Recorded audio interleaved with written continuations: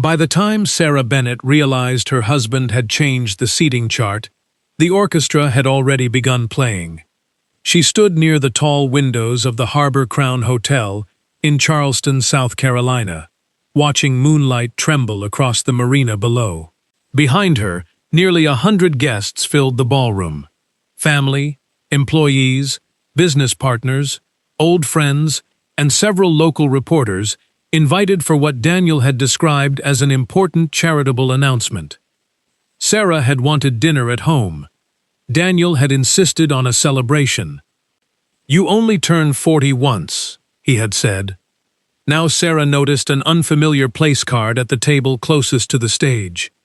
Valerie Reed. Sarah knew the name immediately. Marketing consultant. Frequent traveler with Bennett Maritime Executives. And, for the past 3 months, Daniel's secret lover. Sarah looked across the room. Valerie stood near the bar in a dark green dress, pretending not to watch her. So Daniel had invited her. Interesting. Sarah did not confront either of them. Instead, she glanced at the clock above the ballroom doors and returned to her table. Her younger sister, Emily, leaned closer. "You okay?" "I'm fine. You're doing that thing." "What thing?" "The calm thing you do before someone regrets something." Sarah almost laughed. Before she could answer, Daniel stood. At 43, he still possessed the effortless confidence that had once made Sarah fall in love with him. He lifted a microphone and thanked everyone for coming. Then he looked at his wife. "I have one final birthday gift." A waiter brought him a narrow wooden box tied with silver ribbon. People smiled. Several phones appeared. Daniel placed the box in front of Sarah. She untied it. Inside rested a cream-colored envelope. The moment she opened it, the ballroom disappeared around her. Petition for dissolution of marriage. Sarah read the first line twice. Then she looked up. Daniel was smiling. "You gave me divorce papers?" His expression hardened. "I gave us honesty." A whisper moved across the room. Emily pushed back her chair. "You couldn't do this privately?" Daniel ignored her. "For 15 years, everyone has assumed Sarah and I had some perfect marriage. We didn't." Sarah slowly closed the envelope. Daniel continued. "I lived beside someone who controlled every decision. Our house, our travel, our finances, even my company." Robert Bennett, Daniel's 71-year-old father and founder of Bennett Maritime, stopped touching his wineglass. Sarah said quietly, "You asked for my advice. That was the problem. You always had advice." A few guests shifted uncomfortably. Daniel pointed toward Sarah. She always had the better plan, the better answer, the better solution. Sarah studied him. "You used to say you loved that." "I was younger then." That sentence hurt more than the papers. Daniel turned toward the bar. "And I'm tired of pretending." Valerie stepped forward. Gasps spread through the room. Daniel reached for her hand. "Valerie and I are together." Emily whispered something Sarah was glad nobody else heard. Valerie looked at Sarah with an expression that tried to resemble sympathy. Sarah stared at their joined hands. The affair itself was old pain. The cruelty of this moment was new. "You invited her to my birthday," Sarah said. Daniel lifted his chin. "I wanted a clean beginning." Robert finally spoke. "You call humiliating your wife in front of employees clean? Dad, stay out of this. I would gladly stay out of your marriage. I will not stay silent while you turn another person's pain into entertainment." Daniel laughed bitterly. There it is again, everyone defending Sarah. He looked around the ballroom. Everyone respects Sarah. Sarah heard the resentment beneath the words. Not grief, not disappointment, resentment. Suddenly, many years of their marriage rearranged themselves inside her mind. She folded the divorce papers and placed them beside her untouched birthday cake. Daniel frowned. That's all? What were you expecting? Tears, maybe. Sarah glanced toward the entrance. No. Her voice was almost gentle. You were expecting an audience. Daniel's smile faded. The ballroom doors opened. Margaret Ellis, Bennett Maritime's longtime chief financial officer, entered with attorney Henry Wallace and an independent auditor named Nathan Cole. Each carried a thick document case. Robert stood. Daniel went pale. Sarah looked at her husband. You wanted tonight to be honest. She rose from her chair. Let's not stop halfway. Margaret Ellis had worked for Bennett Maritime for more than 20 years. She was not easily frightened, and almost never dramatic. That was why Daniel's face changed when he saw her. What are you doing here? Margaret placed a folder on the nearest table. Handling something we hoped could wait until tomorrow. Daniel turned toward Sarah. You arranged this? Sarah shook her head. I arranged the charity presentation. You changed the evening. Henry Wallace opened his briefcase while Nathan connected a laptop to the ballroom projector. Robert looked at Margaret. How serious is this? Margaret removed her glasses. Serious enough that every board member here should stay. The room became silent. Daniel laughed. You're going to hold a board meeting at my wife's birthday? No, Sarah said. We're going to explain why one was already held this afternoon. Daniel's eyes narrowed. Sarah took the remote. The first image appeared on the screen. An old warehouse stood beside Charleston's Cooper River. She faced the room. When Robert started Bennett Maritime, this building was almost the entire company.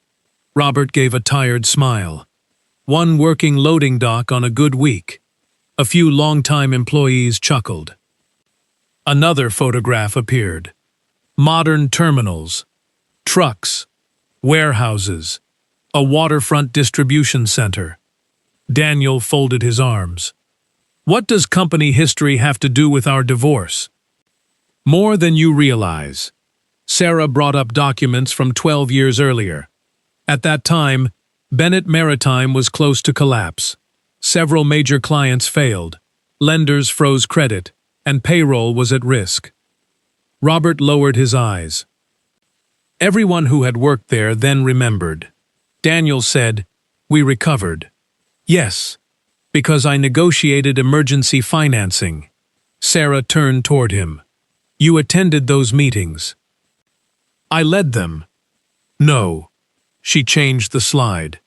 My mother had died the year before. Emily and I inherited commercial property from our grandfather. Emily watched quietly. I sold most of my share. Another document appeared. A private holding trust had purchased part of Bennett Maritime's distressed debt and extended repayment terms. Thomas Green, a retired operations director, slowly stood. That anonymous investor was you? Sarah nodded. I never wanted employees to know. Daniel scoffed. So now you want applause? No, I wanted people to keep their jobs. Robert stepped forward. I promised Sarah confidentiality. Daniel stared at him. You knew, for 12 years.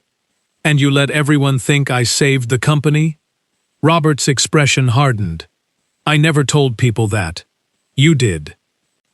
Whispers spread through the ballroom. Sarah continued. The restructuring gave my trust preferred shares as protection against default. I converted only part of them over the years. A corporate ownership chart appeared. Valerie leaned toward Daniel. You told me your family owned everything. Daniel whispered. We do. Sarah heard him. Not everything. Daniel glared at her. Fine. You invested money. What does that prove? Nothing about our marriage. She changed the slide. It matters because last month someone attempted to use company property as collateral without proper authorization. Robert straightened. What property? The North Harbor Terminal. His face changed instantly. North Harbor carried a large portion of Bennett Maritime's regional freight. Hundreds of jobs depended on it. Robert turned to Daniel. "What did you do?" Daniel lifted both hands. It was temporary financing. Margaret opened another folder. Financing worth more than $20 million. Several guests gasped. Daniel snapped, "For expansion." Nathan Cole spoke. The funds were issued to Tide Meridian Development. Valerie stopped breathing for a moment. Sarah noticed. Robert frowned. "What is Tide Meridian?" "A private development company formed 8 months ago." The screen changed. Daniel's interest was hidden behind several holding companies. Another name appeared beside his. Valerie Reed. She stared at the screen. "Daniel?" He avoided her eyes. Sarah continued. Tide Meridian planned to redevelop part of North Harbor into a luxury marina. Architectural renderings filled the screen. Glass condominiums, private yacht slips, restaurants, a waterfront club. Daniel recovered some confidence. It would have transformed the property. "For whom?" Sarah asked. "For Bennett Maritime." "No." The next agreement showed Tide Meridian as future operator of the redeveloped waterfront. Bennett Maritime would surrender long-term control over key sections of the terminal. Robert's voice became quiet. "You were going to move freight operations." "Eventually," Margaret added, "the first phase would likely eliminate more than 200 positions." Several employees stood. Daniel immediately corrected her. "Reorganize." A warehouse supervisor called from the back. "Reorganize us where?" Daniel had no answer. Sarah raised one hand. "Please." The room settled. "I did not begin investigating because I knew about Valerie." Daniel looked at her. "I started because a maintenance project at North Harbor disappeared from the budget." She brought up an internal report. Marcus Lee found the same problem. A young engineer near the wall stood. "I was told to delay repairs near Pier 7. Robert frowned. "Why?" Marcus looked toward Daniel. "Because private demolition plans already marked that section for removal." The next slide showed those plans. Robert stared at his son. "No proposal for demolition ever reached the board." Sarah nodded. "That was intentional." She displayed an email instructing consultants to keep the marina plan within a private executive group until financing was secured. Daniel's jaw tightened. "You're twisting a development strategy into a crime." Henry Wallace placed a paper before Robert. Robert read it. Then read it again. His hands began to tremble. "My signature." Daniel looked away. Sarah spoke softly. "You did not sign that." Henry nodded. A forensic examiner concluded the electronic signature was copied from an older financing agreement. Robert raised his eyes. "You used my name?" Daniel's voice became defensive. "I had verbal authority." "No. I was chief executive." Robert gripped the document. "You had a title." His voice cracked. "You did not have permission to borrow my integrity with it." Daniel looked around the ballroom as though searching for someone who still believed him. His executives avoided his eyes.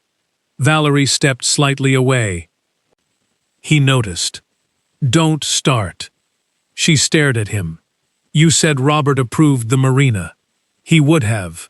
"That isn't what you told me." Daniel turned back toward Sarah. "So this is your revenge?" Sarah shook her head. "If I wanted revenge, I would have exposed the affair 3 months ago." Valerie looked at her. "You knew that long?" "Yes." Daniel's confidence flickered. Sarah continued.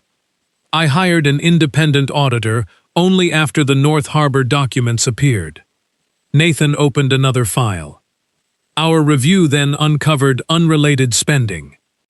The projector changed. Rows of payments appeared. Private aviation, hotel suites, jewelry, a waterfront apartment, luxury furniture, artwork. Consulting payments. Valerie stared. My firm did legitimate work. Sarah nodded. Some of it. That answer seemed to surprise her. Nathan explained. The concern is that legitimate marketing contracts were used alongside personal expenses that had no approved business purpose. Daniel laughed. Executive entertainment is normal. Margaret looked at him. An engagement ring is not executive entertainment. The room erupted in whispers. Valerie slowly looked down at the ring on her hand, then at Daniel. You said you paid for this yourself. I earned that money. Nathan shook his head. The payment came from a corporate operational account. Valerie removed the ring. Daniel's voice hardened. Put it back on. She placed it on the table instead. You lied to me. Does the source of the money really matter? Yes. Sarah watched Valerie carefully. The woman had knowingly entered a relationship with a married man. She had knowingly attended Sarah's birthday expecting humiliation. But Sarah could also see genuine shock in her face. Valerie. She looked up. I'm not asking you to apologize tonight. Valerie swallowed. You knew Daniel was married. You knew why he invited you here. Those decisions belong to you. Valerie lowered her head. But I believe you didn't know company money paid for those gifts. Daniel laughed bitterly. Wonderful. Now you two can bond. Sarah ignored him. Nathan changed the screen. Another transfer appeared. Margaret's face became grim. This payment came from the emergency reserve. Robert went still. Bennett Maritime maintained that fund for hurricanes, floods, fuel disruptions, damaged terminals, and employee relief. Robert asked, how much? Margaret answered quietly. Enough had been removed to place emergency planning under pressure. Daniel immediately said, I was replacing it. You replaced part of it, Margaret said. Robert stared at his son.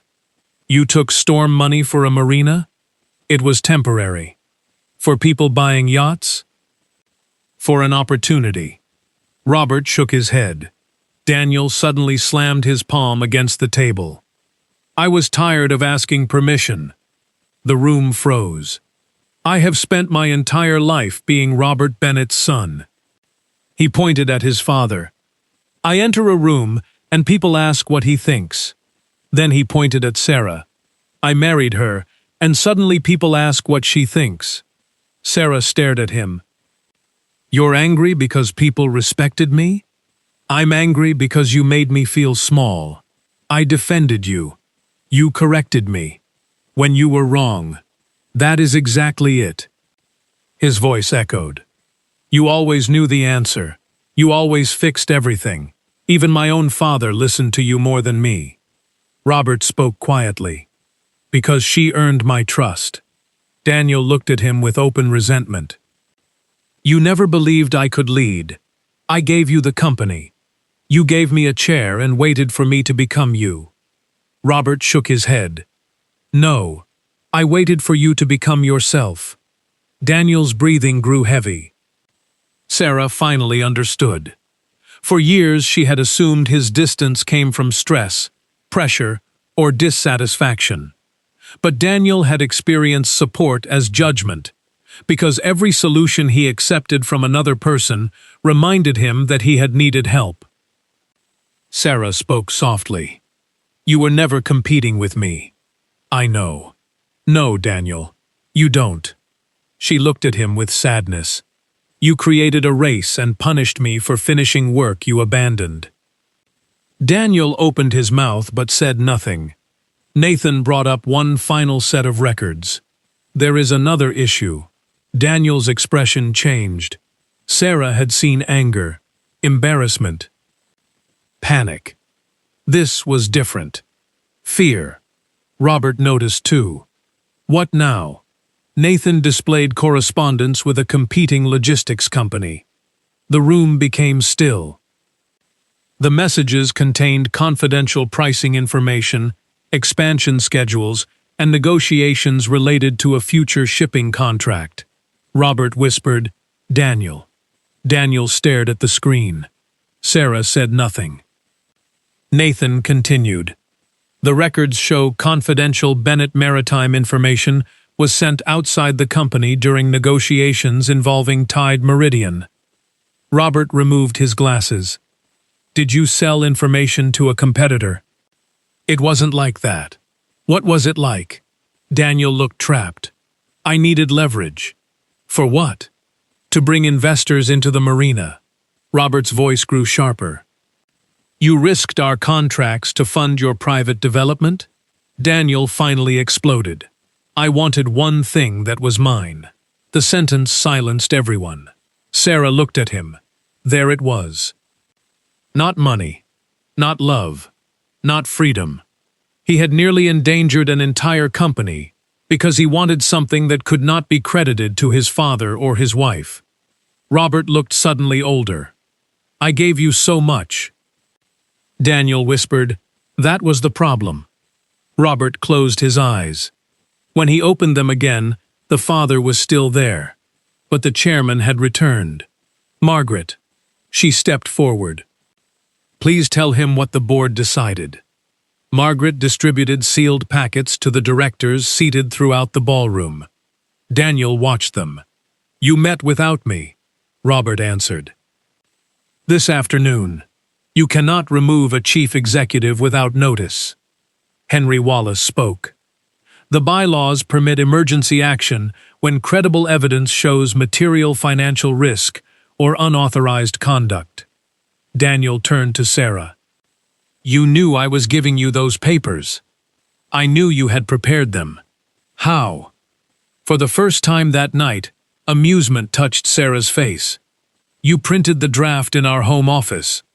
Daniel frowned. The printer stores completed jobs in a shared archive. A nervous laugh passed through the room. Sarah continued. I didn't know you planned to serve them publicly until the event coordinator called this afternoon. Why? To ask whether Valerie Reed should really be seated beside you after dessert. Daniel looked toward the hotel staff. Sarah lowered her voice. I nearly canceled tonight. But you didn't. No. She looked toward a table where teachers and non-profit directors sat. Because this birthday was also supposed to launch the Harbor Scholarship Fund. Daniel scoffed. So you stayed for publicity. Sarah shook her head. I stayed because students who had nothing to do with our marriage were coming here expecting good news. Margaret stood. The board voted unanimously to suspend Daniel Bennett from all executive duties pending completion of the investigation. Daniel stared. No. All corporate access has been disabled. Company payment authority has been revoked. No contracts may be signed in your name. You work for me. Margaret's expression did not change. I work for Bennett Maritime. Daniel looked at his father. You approved this? Robert nodded. Yes. You chose her over me. No. Robert walked closer. I chose the employees who leave home before sunrise. I chose warehouse workers who lift freight in summer heat. I chose drivers who miss dinner with their families. He took a breath. I chose a company that belongs to more people than the Bennett family. Daniel's voice broke. So I mean nothing? You are my son. Robert's eyes filled. That will not change. Then stop this. No. The refusal was gentle. That made it final. Being my son means I will love you after you lose your office. Robert glanced at the reports. It does not mean you get to keep the office after abusing it. Nobody spoke. Daniel looked toward Margaret. Who replaces me? Several directors turned toward Sarah. Daniel laughed bitterly. Of course. This was always the plan. Sarah answered immediately. No. Robert frowned. Sarah, I will not become chief executive. Daniel looked confused. Sarah continued. I recommended Margaret. Margaret stared at her. You did? You have worked here longer than I have. Employees trust you. The company needs stability, not another family drama. Thomas Green raised his hand. I support it. Another director followed. Within minutes, Margaret was appointed interim chief executive by unanimous agreement. Daniel looked at Sarah as though he could not understand her. You could have taken everything. Sarah picked up the divorce envelope. That is why I didn't. What is that supposed to mean? For years, I tried to prove I wasn't competing with you. Her voice remained calm. I turned down titles. I let you present ideas I helped create. I stayed quiet about the money that saved this company. She looked into his eyes. And none of it made you feel secure. Daniel said nothing. I finally understand that I cannot make myself small enough to make you feel large. Valerie stood near the table, staring at the ring she had removed. Daniel turned toward her. Come with me. She did not move. Valerie, you said Sarah wanted your money. Daniel's jaw tightened. You said your father was too old to understand business. You said North Harbor was your idea. You said the company's success was yours. It was. Valerie looked toward the screen. No. She shook her head slowly. It was everyone else's work wearing your name. Daniel reached for her hand. She stepped away. I made awful choices, she said. I knew you were married. I came here knowing what you planned to do. Her eyes filled. But I didn't agree to become part of this. Daniel laughed harshly. You're abandoning me because I lost a title? I'm leaving because I finally know who you are without it. She looked at Sarah. I'm sorry. Sarah did not hug her. She did not comfort her. She simply said, I hope the next time another woman's pain is offered to you as entertainment, you walk away before the show starts. Valerie nodded. Then she left. 2 security officers approached Daniel. One of them, Joseph Barnes, had worked for Bennett Maritime for years. Mr. Bennett, I need your company badge and keys. Daniel stared at him. You're serious. I'm sorry. Daniel slowly removed the gold badge from his jacket. For years it had opened private elevators, terminals, offices, and executive suites. Now it was just a piece of metal. He placed it in Joseph's hand. At the doors, Daniel turned toward Sarah. You ruined my life. Sarah held the divorce papers against her side. No. Her answer was quiet. You made choices. She looked around at the people he had invited to watch her humiliation. I only stopped hiding the consequences. Rain was falling when Daniel stepped outside. The black Bennett Maritime sedan still waited near the hotel entrance. He walked toward it automatically. The driver lowered the window. I'm sorry, Mr. Bennett. The vehicle reports to the chief executive's office. Daniel laughed once. Of course it does. For the first time in years, he opened his phone and ordered his own ride. Inside the ballroom, Sarah remained standing near the stage. Nobody knew whether to speak. Her birthday cake was untouched. The orchestra waited. Finally, Sarah picked up the microphone. Could someone please cut the cake?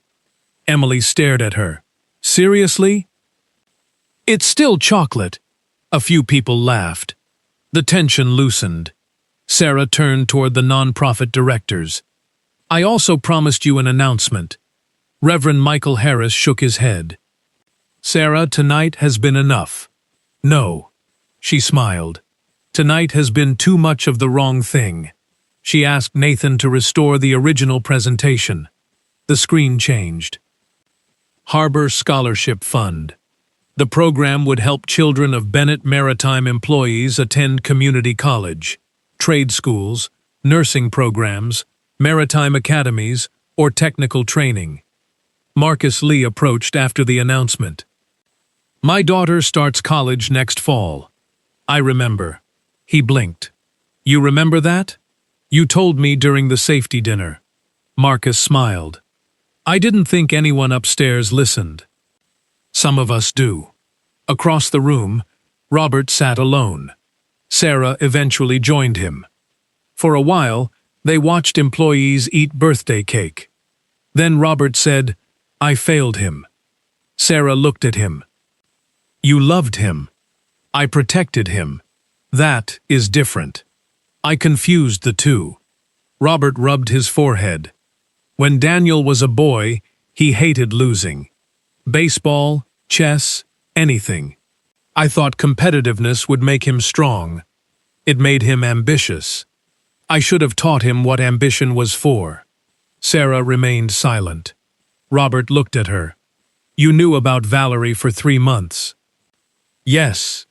Why didn't you tell me? Because he was your son before he became my husband.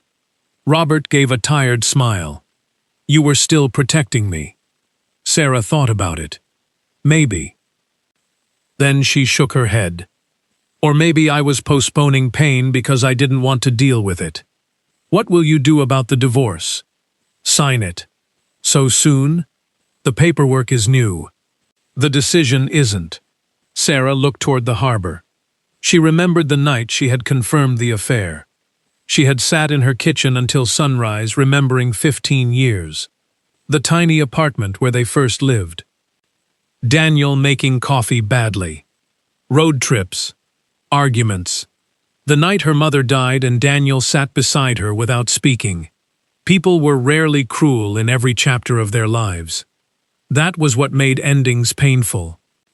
Good memories did not disappear simply because trust eventually did. You still love him? Robert asked. Sarah took her time. I love some of who he was. That sounds complicated. Most honest things are. 3 weeks later, Sarah signed the divorce agreement. Daniel did not challenge her trust, her ownership interests, or the settlement. His attorneys advised him that fighting would expose more corporate documents during discovery. Bennett Maritime continued its investigation. Margaret refused to let employees turn Daniel into lunchtime entertainment. We are fixing systems, she told managers. We are not celebrating someone's collapse. Sarah admired that. Valerie resigned from her consulting partnership and mailed Sarah a handwritten apology. Sarah read it once, then put it away. Daniel moved into a rented apartment across Charleston. At first, he sent angry messages, then defensive ones, then messages about memories. Eventually, they stopped. Nearly 2 months after the birthday, a letter arrived. Daniel did not ask her to return. He wrote that he had spent years mistaking help for judgment and admiration for humiliation. Near the bottom was one sentence Sarah read several times. I thought being important meant everyone needed me. I never understood how many people I needed. Sarah folded the letter. It did not erase anything. But it sounded like the first honest thing Daniel had written in a long time. Sometimes people understood the value of a door only after hearing it close. By autumn, Bennett Maritime had changed. Margaret remained chief executive. Sarah became chair of a new employee and community committee responsible for safety investments, scholarship funding, emergency reserves, and major property changes. Marcus Lee joined as an engineering representative. Grace Turner, a dispatcher who had worked there for years, represented hourly employees. Reverend Harris advised the scholarship program.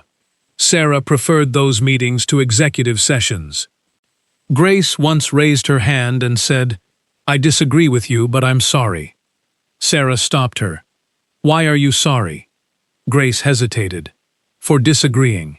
Never apologize before a good argument. Grace smiled. That policy may become dangerous. I hope so. The marina project was cancelled. Instead, Bennett Maritime repaired Pier 7, strengthened flood barriers, upgraded emergency equipment, and turned an unused warehouse into a training center.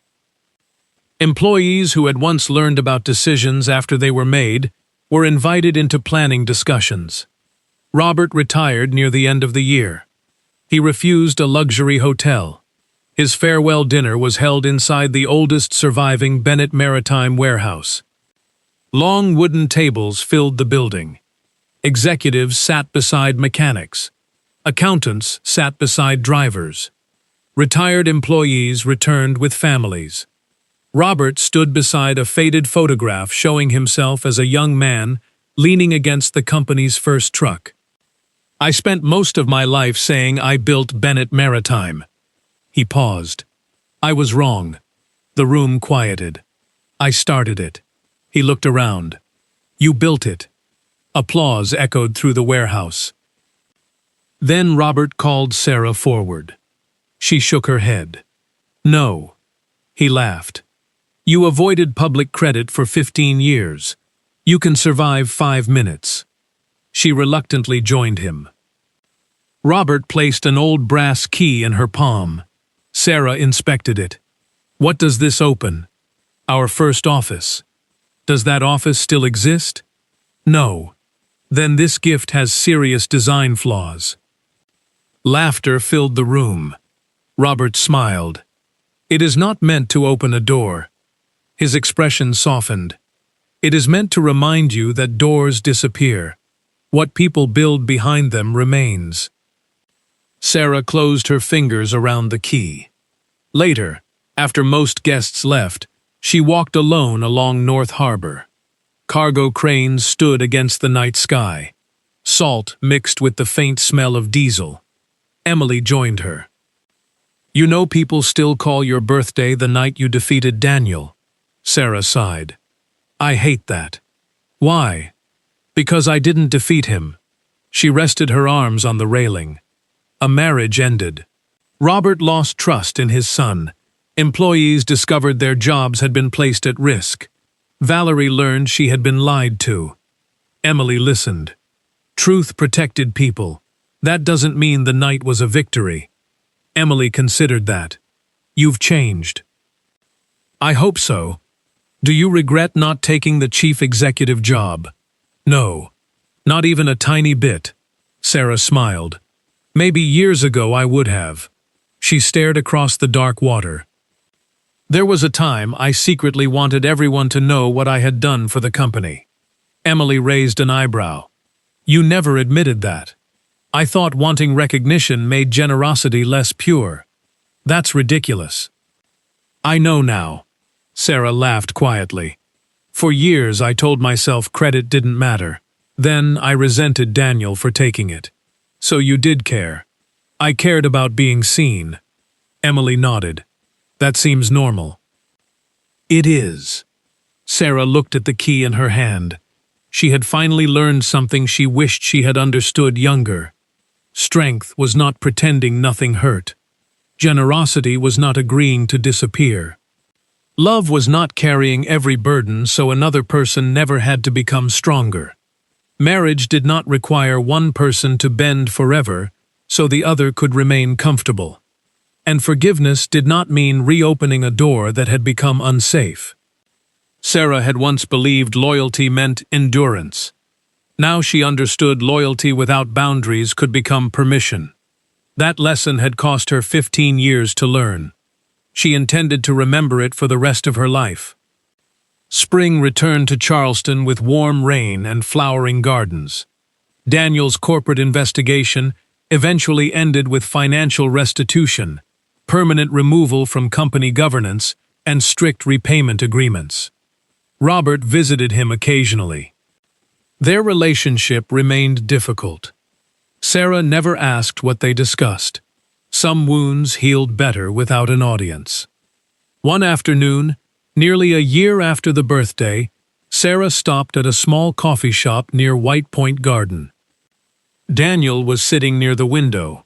She almost walked out. Then he saw her. Sarah. Daniel. He looked different. Not dramatically older, simply less polished. No tailored executive suit. No driver outside. No phone constantly vibrating beside him. He gestured toward the chair across from him. "If you have time." Sarah sat. For several seconds, neither spoke. Daniel looked at her left hand. "The divorce is officially done." "Yes. I received the final copy." Sarah nodded. He smiled weakly. "I used to think I was good at conversation." "You were. I'm discovering silence tells you things conversation can hide." "That sounds inconvenient." He laughed. "I'm working for a logistics startup." Sarah raised an eyebrow. "Someone hired you?" "Apparently my humiliation was not as nationally famous as it felt." "What do you do?" "Regional operations planning." "No executive title?" "None." "How terrible." "It's exhausting. People expect me to actually solve problems." Sarah laughed. For one brief moment, she remembered why she had once loved him. Not enough to want him back. Enough to remember that the marriage had contained real happiness before pride hollowed it out. Daniel looked toward the window. "My father says you never took the chief executive position." "I didn't want it." "I know that now." He hesitated. "I thought you were collecting power. I was collecting responsibilities you kept dropping." Daniel nodded slowly. "That sentence would have made me furious a year ago." "And now?" "Now I know why." Sarah watched him. "Knowing is only useful if it changes what you do next." "I'm trying." She believed he was trying. That was different from trusting him. Daniel reached into his coat and removed an envelope. Sarah stared at it. He noticed. "Right. Envelopes and I have a bad history." Despite herself, she smiled. Inside was a check made out to the Harbor Scholarship Fund. The amount was modest compared with the money Daniel had once spent carelessly. Sarah looked at him. "What is this?" "My first performance bonus." "You need it." "I know." "Then why give it away?" Daniel took a breath. "Because years ago, I said employees should pay for their own children's education. You said the scholarship idea was sentimental nonsense." He winced. "I said many stupid things with impressive confidence." "That is true. I can't undo what I did. No. But maybe I can stop becoming the same person every morning." Sarah returned the check to the envelope. That would be a beginning. They left the coffee shop separately. Daniel walked north. Sarah headed toward the waterfront. Neither looked back. She felt something she had not expected. Not triumph. Peace. The past no longer felt like a room she had to escape. It was simply somewhere she had lived. Months later, Sarah turned 41. She refused another ballroom. She invited 20 people to her house. Robert brought barbecue. Emily brought a cake that leaned suspiciously to one side. Margaret arrived late from the port. Marcus brought his wife and daughter, one of the first Harbor Scholarship recipients. Grace brought homemade pie. They ate beneath simple lights strung across the backyard. No reporters. No orchestra. No stage. Robert eventually stood with a glass in his hand. Sarah pointed at him. "Absolutely not. I haven't said anything. You are about to make a speech. I'm 72. Speeches are one of my remaining privileges." Everyone laughed. Robert looked at Sarah. "I'll keep it short." "No one believes that." He smiled. "Last year, someone tried to turn your birthday into the day you lost everything." As Sarah's expression softened. Robert continued, "I think it became the day you stopped carrying things that never belonged to you." The table became quiet. Sarah looked around. At Margaret, Emily, Marcus, Grace, Robert. People who knew both her strength and her limits. For years, Sarah had believed being indispensable was the same as being loved. Now she knew better. Love did not require her to hold up the entire room. Sometimes the safest people were the ones willing to carry a chair themselves. Long after the final guest left, Sarah remained alone beneath the backyard lights. The night was warm, and somewhere beyond the houses she could hear the faint movement of the harbor. She was 41 now, old enough to understand that life rarely divided people neatly into heroes and villains. Daniel had hurt her deeply. Nothing could make betrayal harmless or public humiliation acceptable. Yet Sarah also knew that reducing 15 years of marriage to its ugliest evening would be another kind of dishonesty. There had been laughter. There had been tenderness. There had been mornings when Daniel brought her coffee before she opened her eyes, and nights when he stayed beside her through grief. Those memories did not excuse what came later, but they were still real. That was one of adulthood's harder lessons. Something could once have been good and still need to end. For years, Sarah had confused love with endurance. She thought being a good wife meant solving problems quietly, forgiving quickly, asking for little, and never needing credit. She gave until giving became expected.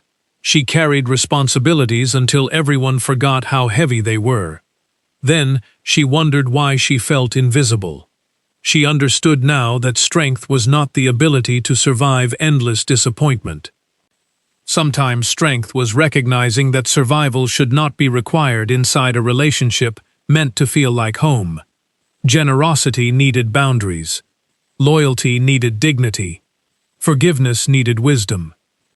Without those things, beautiful qualities could slowly turn into tools people used against the person offering them. Sarah had also learned the difference between consequences and revenge. Revenge would have meant enjoying Daniel's collapse. She never did. She had watched a husband lose a marriage, a son lose his father's trust, and a leader lose authority he had treated as ownership. There was nothing joyful about it. Consequences were different. Consequences meant Sarah no longer hid mistakes to protect Daniel's pride. She stopped carrying what he dropped. She stopped translating his selfishness into excuses. She allowed his choices to reach him. That was not cruelty. Sometimes refusing to rescue someone was the first honest thing you could do for them. Robert had learned something similar. For years he believed loving his son meant giving him another chance before the previous one had taught him anything. Eventually he discovered that family loyalty without accountability could protect the very behavior destroying the person you loved. Valerie had learned that believing a charming story did not remove responsibility for the choices made while believing it. And Sarah had learned that being seen mattered. Not admired, not worshipped, seen. People needed acknowledgement just as they needed rest, honesty, and respect. There was no selfishness in wanting the person beside you to recognize what you carried. Sarah touched the brass key Robert had given her. It opened nothing anymore. The old office was gone. Still, she kept the key because it reminded her of something people often realized only after many years. Doors were not promises. Jobs changed. Companies changed. Children grew. Marriages ended. Homes were sold. People we once imagined beside us forever sometimes walked away. And yet an ending did not erase the value of the years before it. Nor did years already invested require anyone to sacrifice the years still ahead. Older people sometimes stayed in painful places because they feared starting over would make everything before that moment meaningless. Sarah no longer believed that. The past was not wasted simply because the future needed a different shape. Experience was not a chain. It was information. A person could spend decades walking one road and still choose another when the road stopped leading somewhere good. Sarah switched off the garden lights one by one. The house became quiet. Before going inside, she looked once toward the dark sky and smiled. Her 40th birthday had begun with an envelope intended to make her feel abandoned. A year later, she understood that the papers inside had never been the most important gift. The real gift had been clarity. Clarity about who respected her. Clarity about what leadership meant. Clarity about what love could ask and what it had no right to demand. Most importantly, clarity that beginning again did not mean beginning from nothing. She carried every lesson with her, and this time she intended to carry only what was truly hers.